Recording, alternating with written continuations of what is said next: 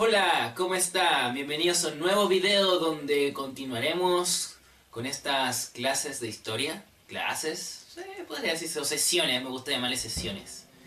Suena más universitario. Bueno, habíamos quedado en los efectos de la expansión territorial de todas las conquistas que había logrado Roma, así a lo largo de varios siglos. Sí, en ese entonces Roma ya no era simplemente la bota. Tuve que cambiar la bota, chiquillos. Bueno, ya no era simplemente la bota, sino que se había expandido Hacia los terrenos que se van a marcar con rojo dentro del mapa.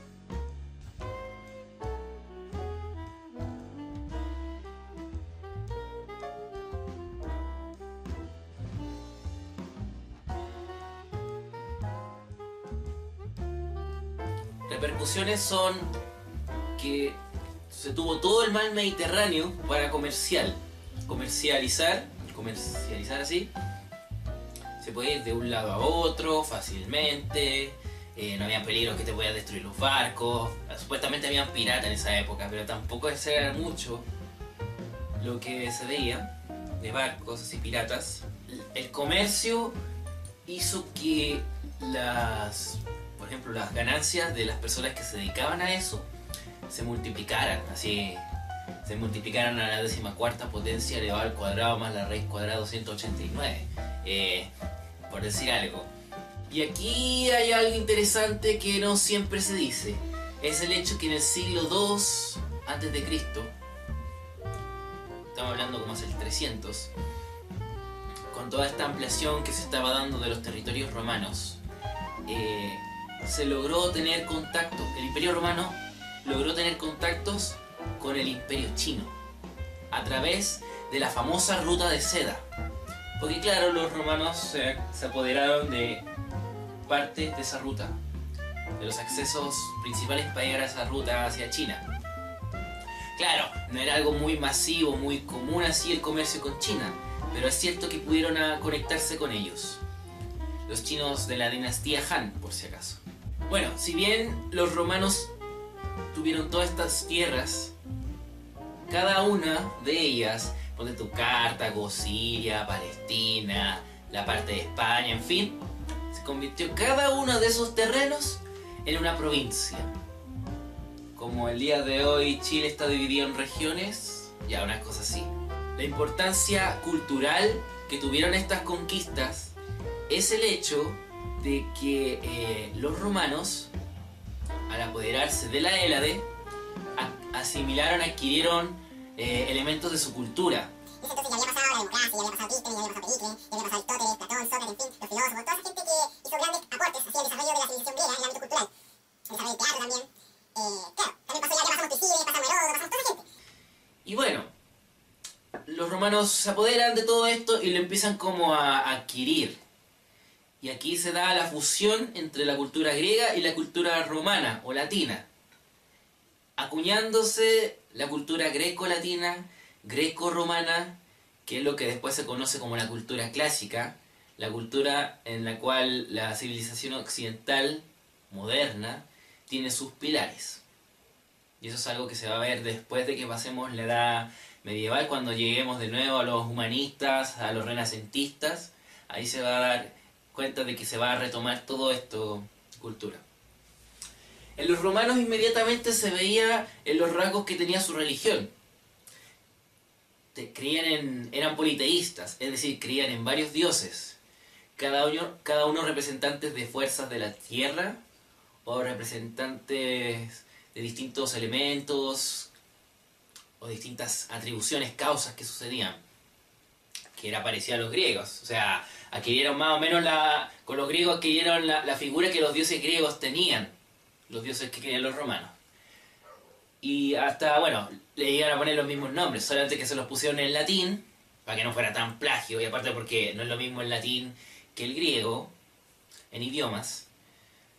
Es por eso que después, por ejemplo, no sé, pues en Grecia existía Zeus, existía Atenea, existía Afrodita, existía Poseidón, existía, no sé, Ares, existía Apolo, Marte, no sé. No, Marte no.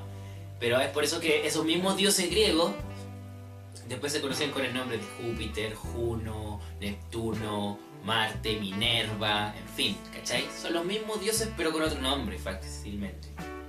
Antes de eso, lo único que habían adquirido en ámbitos culturales los romanos eran rasgos de los etruscos, con esto de la adivinación, este culto hacia la adivinación que tenía que ver con ver cómo los pajaritos volaban así por las calles. Podrían adivinar más o menos, o sea, predecir el futuro o jugar a ser adivinos. Es raro, pero eso sí. Los romanos hicieron una difusión cultural en las provincias que ellos habían conquistado.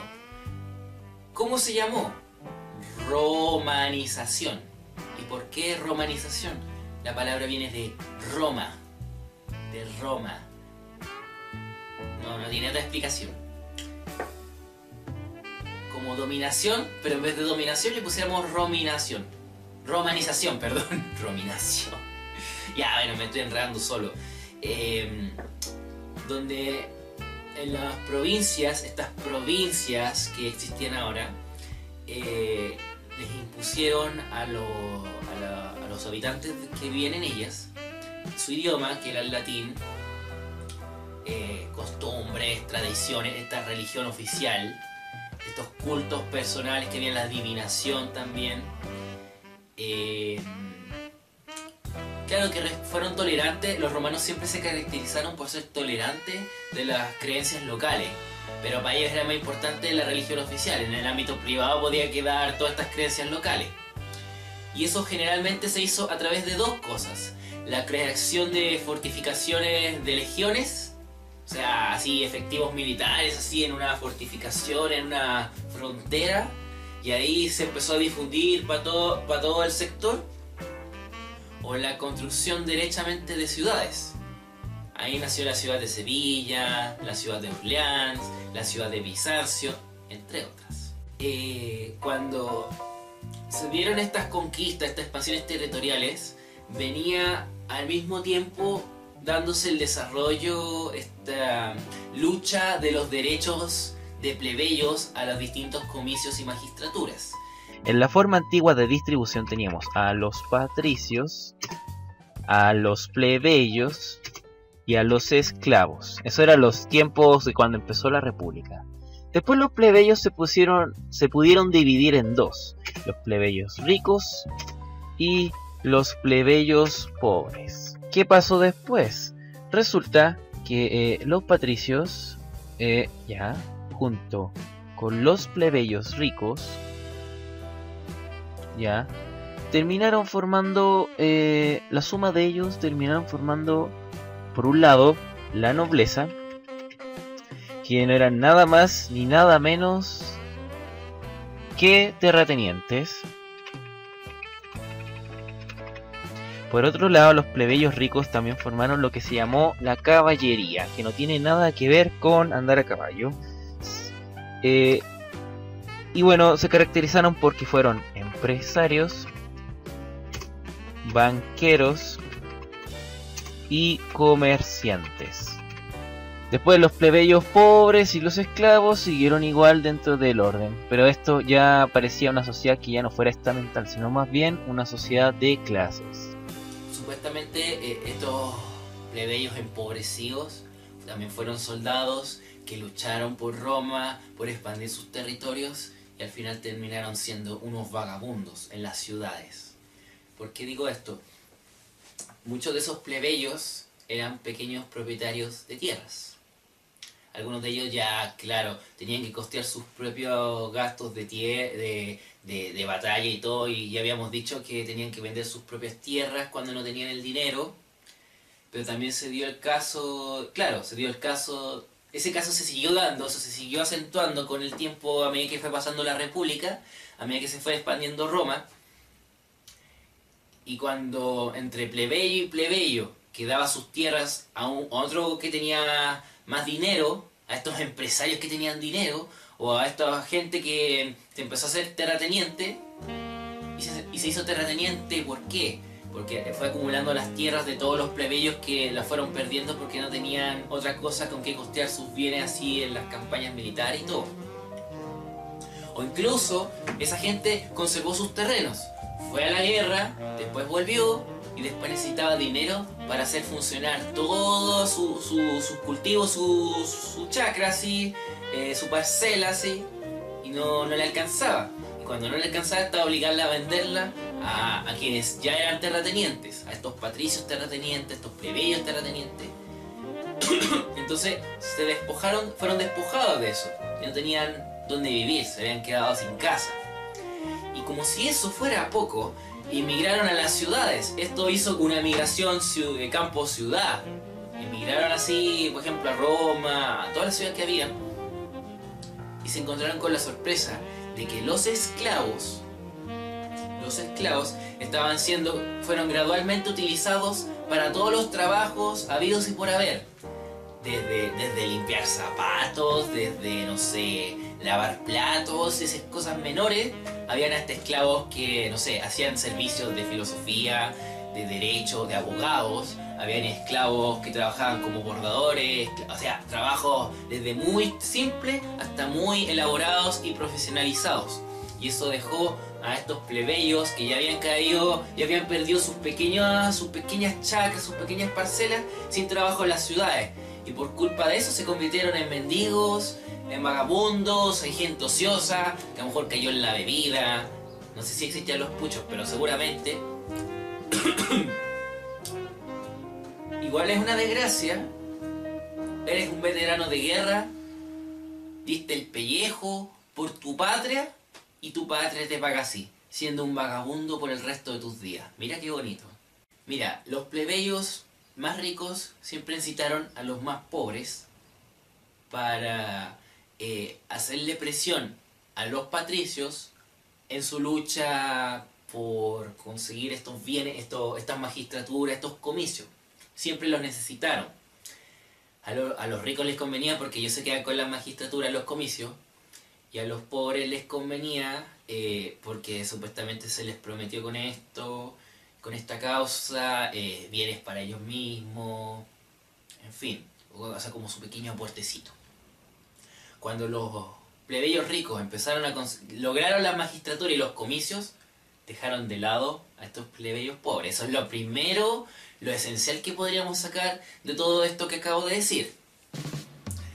¿Y qué pasaba entonces? Bueno, con esto que yo les decía, de que, por ejemplo, la asimilación de la cultura helena o griega por parte de los romanos se dio, después de todo esto que dije, solamente entre los patricios y los plebeyos ricos, porque eran los únicos que podían darse el lujo de ir a Grecia, ir allá a estudiar filosofía, retórica, literatura, historia, en fin, como todas las cosas que hoy día suenan a humanistas, allá, en escuelas que tenían los griegos. Los griegos ya habían, Atenas, por ejemplo, ya había perdido hace mucho rato su esplendor, pero la cultura helena estaba bien fortificada todavía, más encima con esa como irrigación cultural que hizo Alejandro Magno con su imperio, que ya lo vimos. Los macedonios ayudaron mucho para que se preservara la cultura griega más en el tiempo, y después los romanos hicieron su granito de arena al adoptarla como parte de su propia cultura. Ah, y como un dato freak, se dice que fueron los griegos los que inventaron la educación primaria y la educación secundaria. En el fondo, la educación formal. Esto de que existan colegios. O sea, colegios con educación... ya dije. Colegios. Así que a los niños que no les gusta el colegio, lo único que tienen que hacer es tomar una máquina del tiempo, ir a alguno de los siglos de la antigua Grecia y matar a las personas que inventaron estos colegios. Así no van a tener que estudiar nunca más. Esto de que los plebeyos ricos, los patricios pudieran ir hacia Grecia a estudiar, esa fue uno de los nuevos elementos, rasgos que caracterizaron a estas noblezas, a estos caballeros que existían, estas nuevas clases sociales que se habían dado. Pero aparte, por los lujos que tuvieron en las casas.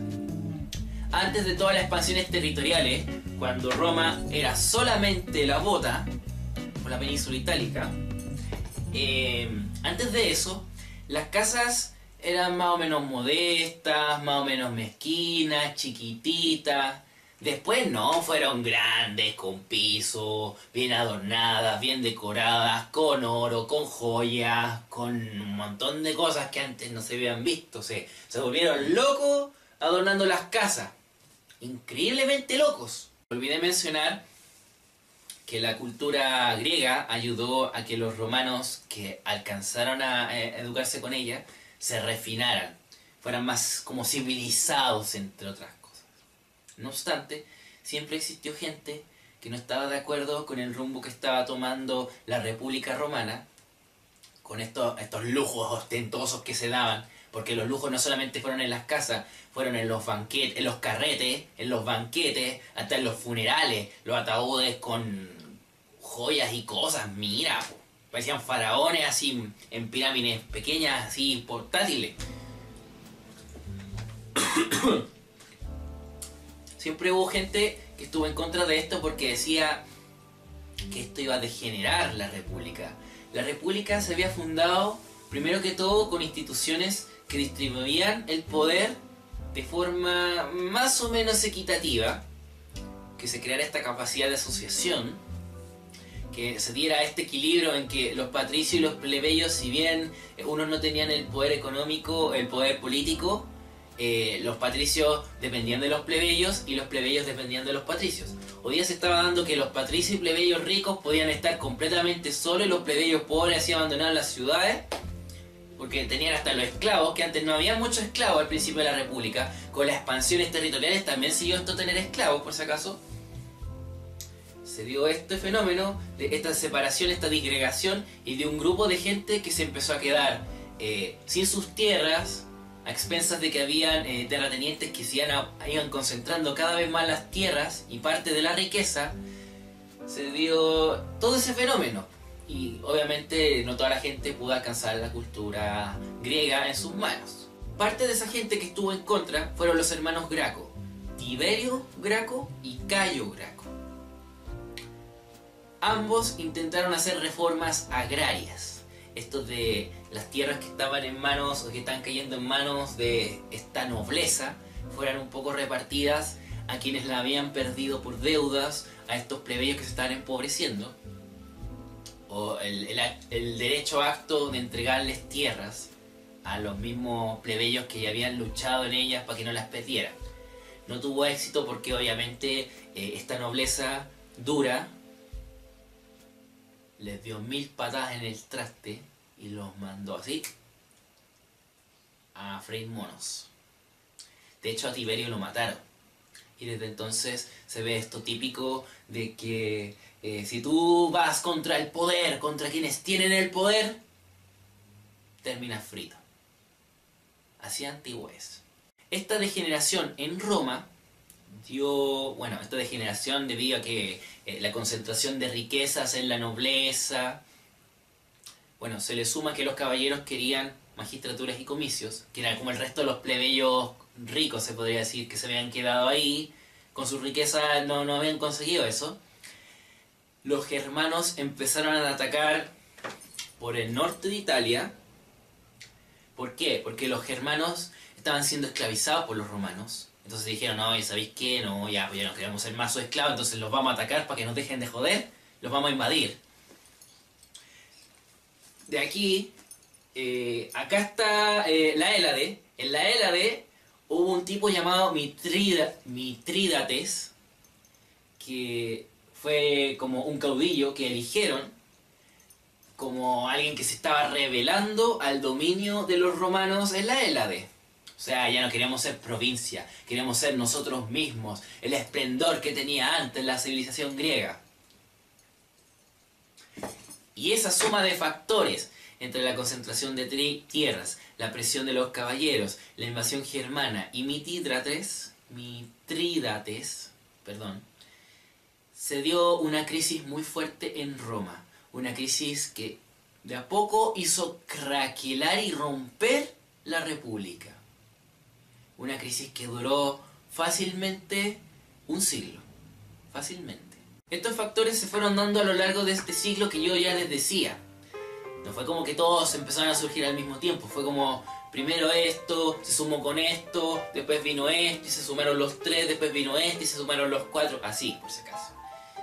Y hubo muchas revueltas, rebeliones, hubo, no sé, luchas por el poder, yo quiero esto, aquí, allá, y el lugar donde más se reflejaba eso era en el Senado. El Senado, el pilar de la República, estaba sufriendo las consecuencias de toda la crisis, de un lado a otro ahí. Y la clase más prestigiosa de Roma siempre fueron los militares, sobre todo los generales, porque ellos iban a las campañas, iban victoriosos y eran reconocidos con mucho prestigio, con mucho honor por sus victorias y sus conquistas. Como tenían ese prestigio los militares, se empezaron a destacar los militares que hicieron algo para quedarse con el poder, porque también había esos militares que querían quedarse con el poder. Dos de ellos eran Pompeyo y Craso. Pompeyo y Craso, principalmente... los dos, perdón. Los dos lucharon contra Mitídrates y sofocaron la rebelión de la Hélade. Y como había dicho antes, como habían militares que querían así el poder propio para ellos mismos, entre ellos Pompeyo y Craso, ellos querían sofocar la república, o sea, acabar con la república y ser ellos como unos tiranos. O sea, hacer un golpe de estado y tomar ellos el poder para sus propios beneficios. Bueno, pero lo iban a hacer desde adentro. Porque ellos, más la compañía de un joven Julio César, hicieron un triunvirato de triunviros, de tres individuos. No sé qué significa triunvirato, pero tiene que ver con eso, que eran 3 personas. O con 3, algo así es.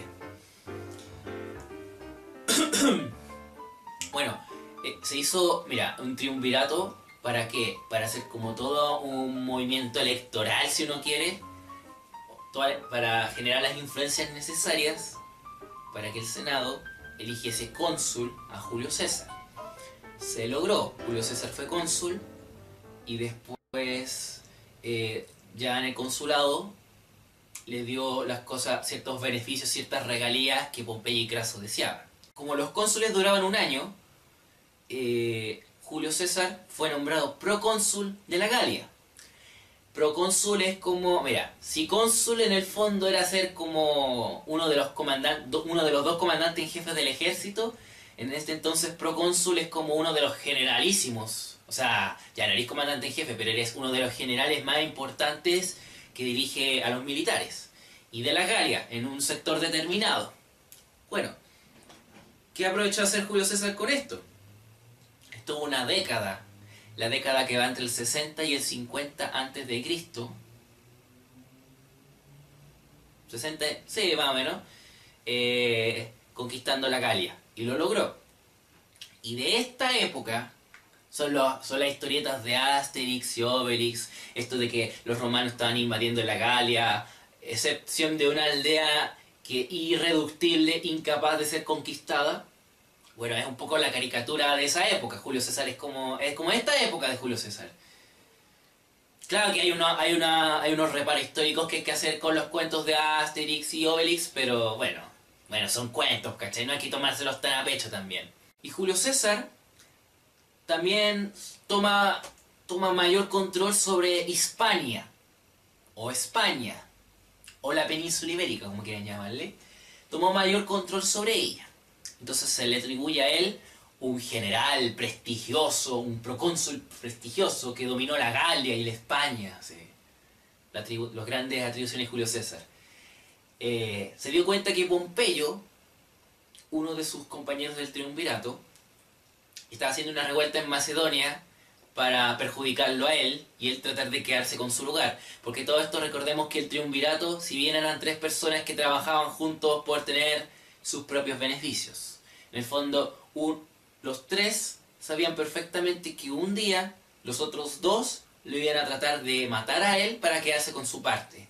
Y esto es como Highlander al final. Solamente queda uno.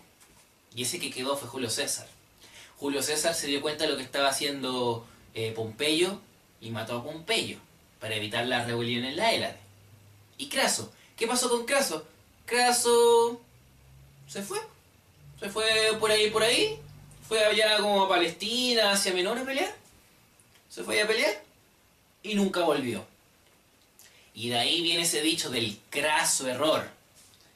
Como decir, hermanito, las vendiste, compadre. ¿Por qué? ¿Por qué las vendió? Porque se fue a pelear así lejos. Le dijeron, mira, anda a pelear acá, a conquistar en Asia Menor. Y vas a volver generalísimo, con laureles y toda la cuestión. Ya, bueno, voy a pelear. Y fue a pelear y nunca más volvió. Se perdió, fue matado. No sé, nadie sabe qué pasó con Craso. Entonces las vendió, po. Pecó de ingenuo, pecó de iluso, pecó de idiota, de ahueonado. Después de eso, después de que ya César se deshace de sus dos amigos del triunvirato y queda solo, va a Egipto. Y en ese entonces el rey Ptolomeo de Egipto, no lo quería mucho. ¿Qué hizo? César, Julio, hizo alianza con la hermana de Ptolomeo, Cleopatra. Y le dijo, mira, ayúdame a derrocar a tu hermano y hacemos una alianza. Sí. Y Cleopatra derrocó a Ptolomeo, lo mató, mejor dicho, y se quedó con su lugar, y ella fue la reina de Egipto. Y de ahí empezó esta canción de Cleopatra es la reina de Egipto. Uno se imagina esas cosas, de repente algo tienen que haber hecho, no solamente hablar de negocio, no me han haber sido tan parcos, tan fríos. Tiene que haber habido ahí una...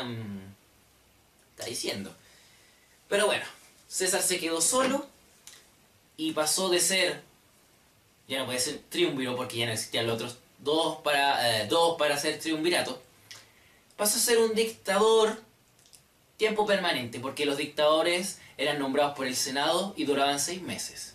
César fue no sé si fue autoproclamado dictador, en realidad se le designó, se le designó dictador, pero de tiempo permanente. Bueno, y aunque no lo crean, si bien Julio César fue una persona bien despiadada, como dictador fue muy buena persona, fue muy buena gente. Bueno, aquí estamos también chocando con los motivos por los cuales se unió al triunvirato en primer lugar. Bueno, Julio César siempre fue una persona que estaba interesada en las cosas que necesitaban estos plebeyos que se habían empobrecido. Y por eso siempre luchó. Y eso se notó en los tiempos que él fue dictador. Él intentó hacer una reforma agraria, algo parecido a lo que hizo Tiberio Cayo Graco, y además había hecho que 1/3 de los trabajadores en el latifundio tenían que ser hombres libres, que hasta entonces eran puros esclavos en los latifundios.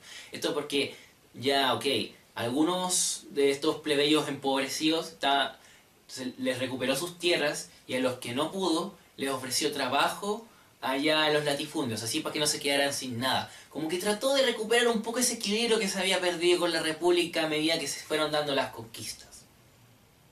Y al igual que Tiberio Graco, lo mataron. Lo mataron en la puerta del Senado. Y ahí quedó Julio César. Yo digo, bueno, él fue despiadado, luchó como cualquier desgraciado por el poder, pero cuando estuvo en el poder por lo menos se preocupó de hacer eso. Fue un dictador, pero por lo menos fue un dictador mucho más decente que muchas otras personas que a lo mejor lo han sido. Lo que pasa es que nosotros tenemos una concepción muy negativa de los dictadores, y eso es por estos personajes del siglo XX que hicieron muchas atrocidades mientras estuvieron en el poder, y le hicieron mucho dolor a los pueblos en los cuales gobernaron, incluso a un gobierno. Sin embargo, con la muerte de Julio César no se acaba las cosas que hicieron, o sea, no se quedaron ahí en el pasado. 2 cosas trascendieron. Él fue la primera persona que le empezó a entregar ciudadanía a los galos, a gente de provincias. Entonces empezó a abrir, mira, la ciudadanía antes solamente se daba en Roma, y quizá es la gente que vivía en la bota. Con Julio César se empezó este fenómeno de empezar a darle ciudadanía a la gente que vivía en provincias, y la primera provincia fue la Galia. En el futuro se va a ver que se le entregó a otras personas. Bueno, esa fue una. Y el segundo legado de Julio César, que hasta el día de hoy perdura, es esto? El calendario. Oh, mira, un gatito, qué lindo. Pero lo más importante aquí es el calendario. Pero el gatito es lindo. Ya, pero ¿cómo está el calendario? Ya ver. El legado de Julio César que tenemos hasta el día de hoy es el calendario que usamos nosotros. ¿Por qué lo usamos nosotros? Porque se adaptó en Roma, de Roma llegó a España, España lo tuvo un montón de siglos, después a través de Cristóbal Colón y los conquistadores llegó a América Latina, por eso lo tenemos nosotros y el mundo occidental prácticamente. Porque aparte el Imperio Romano llegó a... ¿Qué parte no llegó el Imperio Romano, po? Llegó hasta tierras orientales. Capaz que... Por eso también se diga que este calendario universal. Bueno, ¿por qué llegó? ¿Por qué se dio este calendario? Resulta que Julio César, cuando estaba en Egipto ahí con Cleopatra, ya saben, a lo mejor después de descansar de una noche de pasión, de amor y lujuria, vayan a saber. Yo me imagino así a Julio César ahí con la Cleo, me lo imagino yo. Bueno, cuando ya estaba en el día ya reposando, 13-13, él se fue dando vueltas por Egipto, yo creo, fue dando vueltas ahí por los distintos lugares donde están las pirámides y todo, y empezó a echarle una mirada a los astrónomos que ven ahí. Recuerden que o sea, no sé si alguna vez mencioné esto, pero los egipcios tenían avances astronómicos increíbles, grandes, o sea, muy avanzados para la época, y que incluso son importantes hasta el día de hoy. Son los egipcios los que ya conocían el movimiento de rotación y traslación de la Tierra. El rey Ptolomeo, el hermano de Cleopatra, tenía mapas donde ya la Tierra decían que era redonda, la Tierra entera, el planeta Tierra era redondo, se hacía una estimación aproximada de cuánto era su superficie redonda, y esos mapas después utilizó Cristóbal Colón para decirle a todo el siglo XV, oye, pero si la Tierra es redonda, con el mapa en la mano. O sea, así avanzaba era el astrónomo. Y Julio César le llamó la atención y dijo, estos tipos ocupan un calendario distinto al romano, porque el que se usaba antes en Roma era según ciclos lunares. El que usaban los egipcios era según un ciclo solar, es decir, cuánto tiempo se demoraba la Tierra en darle la vuelta alrededor del Sol. Y eso es el movimiento de traslación de la Tierra, y eso te dice que los egipcios ya lo conocían. Entonces de ahí le pidió a un astrónomo, quiero un calendario como ese para llevármelo a Roma. Y ahí nació el calendario. El calendario tuvo el nombre de Juliano. ¿Por qué se llamó Juliano? Por Julio. ¿Qué Julio? Julio César. Simple. Ya, entonces les digo, entonces ya, pasó esto. Y el calendario, mira, el calendario juliano es igual a este, con 31 días, o sea, con los meses, con 365 días, con 12 meses, con 31 días, unos meses 31 días, otros meses 30 días, y febrero ya tenía 28 días, y que cada 4 años iba a tener 29 días, y ese año iba a ser bisiesto. Eso porque el movimiento de traslación de la Tierra tiene 365 días y 6 horas, que cada 4 años esas 6 horas se multiplican por 4 y quedan 24 y darían a un día extra. Es decir, lo que nosotros usamos el día de hoy, entonces ya se conocía por los egipcios. Estoy hablando de el año, no sé, 40 antes de Cristo, una cosa así. Hace más de 2000 años ya conocía esto los egipcios. Y los meses se llamaban en latín Martius. El primer mes del año era marzo y se llamaba Martius, Aprilis, Maius, Junius, Quintilis, que significa el quinto mes. Después fue cambiado por Julius en honor a Julio César. Julius, derivado al español, Julio. Por eso tenemos un mes del año que se llama Julio, por Julio César. Después viene Sextilis, que significa el sexto mes, que después fue cambiado el nombre a Augustus, en honor a Augusto, que fue el primer emperador de Roma, ¿ya? El primer emperador de Roma, eso lo vamos a ver después, pero si los digo ahora para que sepan, que después fue derivando en agosto, y por eso tenemos un mes que se llama agosto. Después viene September, que es como el inglés, September, que significa séptimo mes, October, octavo mes, November, noveno mes, December, deceno mes, Januarius y Febrarius, enero y febrero respectivamente. Es decir, septiembre, que significa en estricto rigor séptimo mes, octubre, que significa en estricto rigor octavo mes. O sea, este calendario no tuvo nombres muy originales para los meses del año, se los digo al tiro. Bueno, y con esto del calendario terminamos la sesión del día de hoy.